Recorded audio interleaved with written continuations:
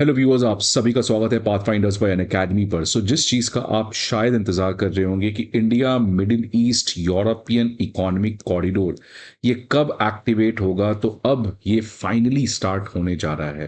Friends, एक बहुत बड़ी डेवलपमेंट आ रही है जहां पर आईमेक का पहला मीटिंग भारत के मुंबई सिटी में होने जा रहा है। तो फ्रेंड्स, ये बहुत समय से अननेसेसरीली डीले किया जा रहा था। जानबूझकर इसको ज़्यादा तेज़ रेट से इम्प्लीमेंट करने की प्रयास नहीं हो रही थी, और मिडिल ईस्ट में जिस तरीके का इंस्टेबिलिटी था, जिसकी वजह से आईमेक कॉरिडोर जो है उसको एग्जीक्यूट करने में काफ़ी परेशानी आ रही थी। लेकिन फाइनली पीयूष गोयल जी ने ऐलान किया है कि अब ये पर्टिकुलर जो इंतज़ार है ये खत्म होगा, और जल्द ही पहला आईमेक कॉरिडोर भारत के मुंबई सिटी में होने जा रहा है। फ्रेंड्स, अगर मैं आपको आईमेक के बारे में कुछ बेसिक डिटेल दे दूं, तो आईमेक जो है वो प्राइमरली चाइना के बीआरआई का एक बहुत बड़ा ऑल्टरनेटिव बनने वाला है आने वाले समय में।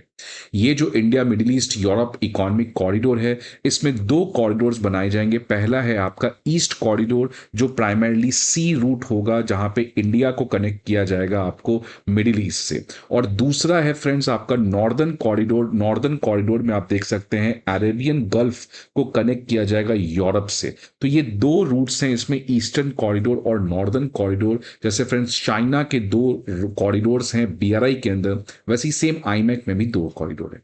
ये बेसिकली कॉरिडोर जो है वो बीआरआई का ऑल्टरनेटिव है, और ये बेसिकली पिक्चर में आया है because of the foresightedness of India. इसमें इंडिया ने एक बहुत बड़ा रोल प्ले किया है। और क्यों ऐसा फ्रेंड्स? बिकॉज ये पर्टिकुलर स्कीम या ये पर्टिकुलर जो इनिशिएटिव है आईमेक, ये भारत ने ही लॉन्च किया था जब भारत के अंदर 2023 में ऐतिहासिक G20 समिट हुआ था।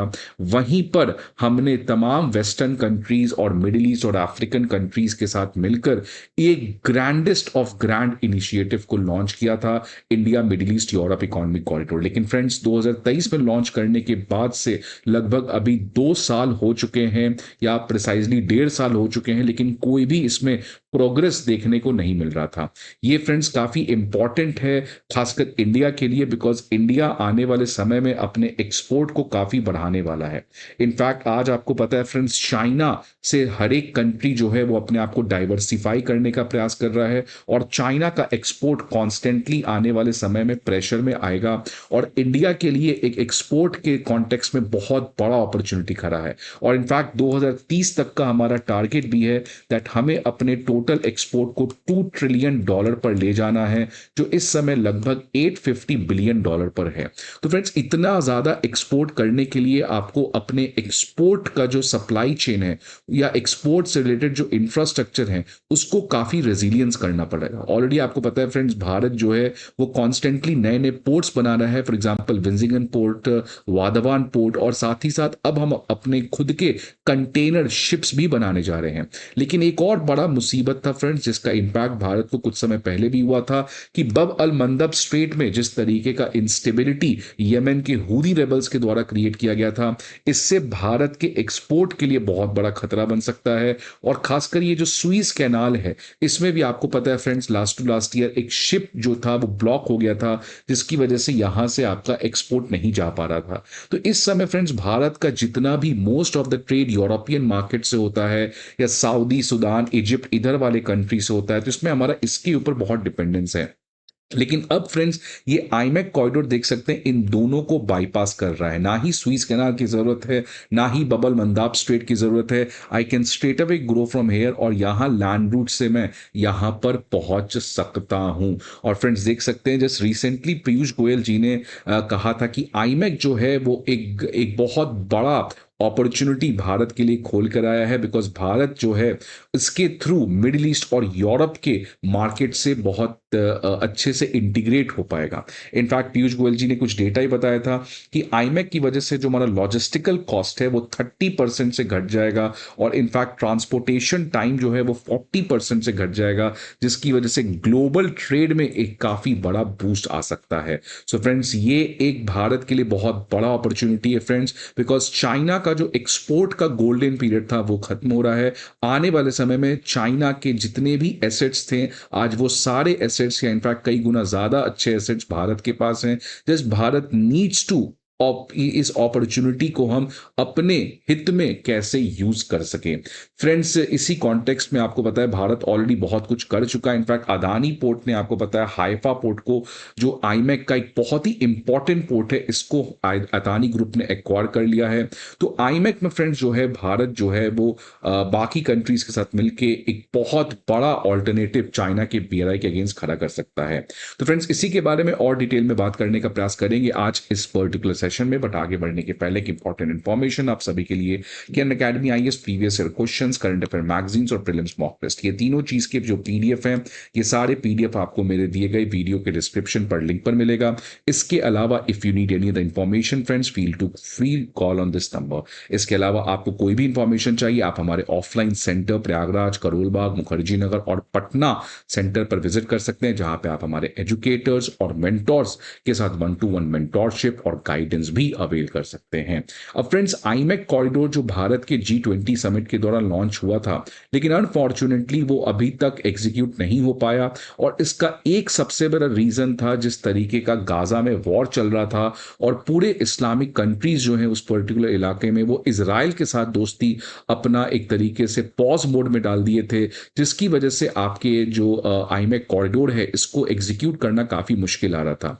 और कॉन्स्टेंटली ईरान और इजराइल के बीच में एक डायरेक्ट वॉर भी हो रहा था। So all this led to a huge problem, और जिसकी वजह से ये आईमेक का जो प्रोग्रेस है वो कंप्लीटली पॉज हो गया। लेकिन अब फ्रेंड्स, ग्राउंड रियलिटीज काफी बदल रहा है।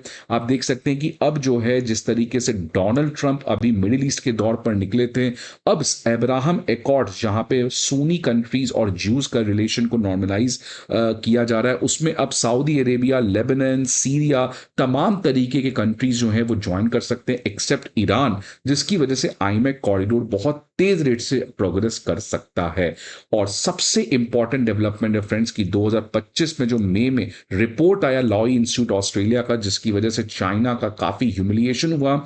इस रिपोर्ट में यही बताया गया कि कैसे चाइना जो है वो बेल्ट एंड रोड इनिशिएटिव के अंदर गरीब कंट्रीज को, पुअर कंट्रीज को, लीस्ट डेवलपिंग कंट्रीज को आज वो एक्सप्लॉइट कर रहा है, एक तरीके के डेप्थ ट्रैप में फंसा रहा है, जिसकी वजह से फ्रेंड्स चाइना के अगेंस्ट काफी ज्यादा क्रिटिसिज्म हुआ। आप देख सकते हैं 2025 में जो दुनिया के सबसे पुअरेस्ट और मोस्ट वल्नरेबल कंट्रीज हैं, इन्होंने 2025 में लगभग $22 बिलियन का इंटरेस्ट पेमेंट चाइना को दिया है। इंटरेस्ट पेमेंट फ्रेंड्स आप समझ सकते हैं $22 बिलियन का, और ये बहुत बड़ा बर्डन है आज इन तमाम कंट्रीज के ऊपर। तो यही डेटा आपको फ्रेंड्स यहाँ पे लिखा है, $22 बिलियन का इंटरेस्ट पेमेंट इन कंट्रीज ने चाइना को किया है।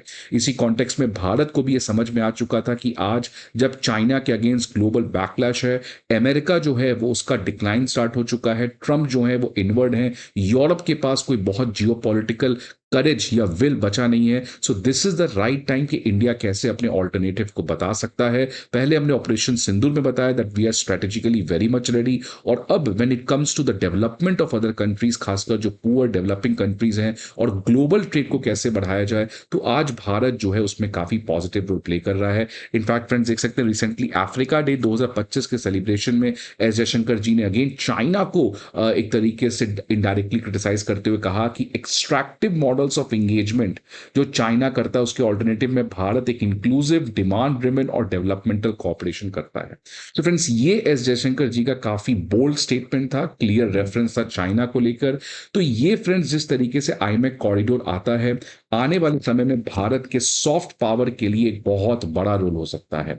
ऑलरेडी फ्रेंड्स आपको पता है प्राइम मिनिस्टर मोदी ने योगा को कैसे एक इंटरनेशनल इवेंट बनाया, इंटरनेशनल सोलर अलायंस को हमने सक्सेसफुली कंडक्ट किया, और अब आईमेक कॉरिडोर जो वर्ल्ड के तमाम कंट्रीज के लिए एक ऑल्टरनेटिव है कि कैसे हम आपस में ग्लोबल ट्रेड को इंश्योर कर सके, जहां पे चाइना डेप्थ ट्रैप में कंट्रीज को फंसा रहा है और ट्रंप का टैरिफ एग्रेशन झेल रहा है। So this is the time कि मिडिल पावर्स एक साथ आए, और उसमें इंडिया का जो जियोपॉलिटिकल वेट है वो काफी बढ़ सकता है। लेकिन फ्रेंड्स, भारत को सीरियसली इसके ऊपर काम करना पड़ेगा। भारत के साथ एक बहुत बड़ा प्रॉब्लम है, हम लोग किसी इनिशिएटिव को लॉन्च करते हैं, 2 साल काफी ग्रैंड बनाते हैं, उसके बाद भूल जाते हैं। आज देखिए इंटरनेशनल सोलर अलायंस के बारे में कोई बात भी नहीं कर रहा है। तो friends, this is the problem that हमें सीरियसनेस से इस पर्टिकुलर अप्रोच को देखना पड़ेगा। सरकार आएंगी जाएंगी, लेकिन भारत का जो सॉफ्ट पावर है वो हमेशा बढ़ना चाहिए, और इसलिए आईमैक कॉरिडोर जो है इसको भारत को काफी फास्ट पेस में एग्जीक्यूट करना चाहिए और अपने डिप्लोमेसी को काफी पुश करना चाहिए। फ्रेंड्स, आपके क्या व्यूज हैं, कैसे हम आईमैक प्रोजेक्ट को सक्सेसफुल बना सकते हैं? Please let me know in the comment box. I hope आपको ये वीडियो अच्छा लगे। See you again some another video. Till then, goodbye and take care.